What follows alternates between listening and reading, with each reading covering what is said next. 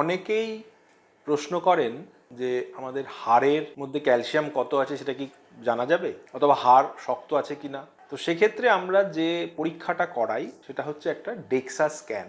DEXA স্ক্যানের মাধ্যমে আমরা low dose X ray আমরা পাস করাই বোনের মাধ্যমে, এবং সেখানে বোন এবং মিনারেল ক্যালসিয়াম ডেন্সিটি এগুলো দেখা হয়। এবার দেখে আমরা যেটা করতে পারি যে কারোর একটা খুব সাংঘাতিক অস্টিওপোরোসিস আছে, অস্টিওপেনিয়া আছে, ক্যালসিয়াম ডেন্সিটি বোন ডেন্সিটি কম, সেক্ষেত্রে কিছু ওষুধপত্র প্রেসক্রাইব করা হয়।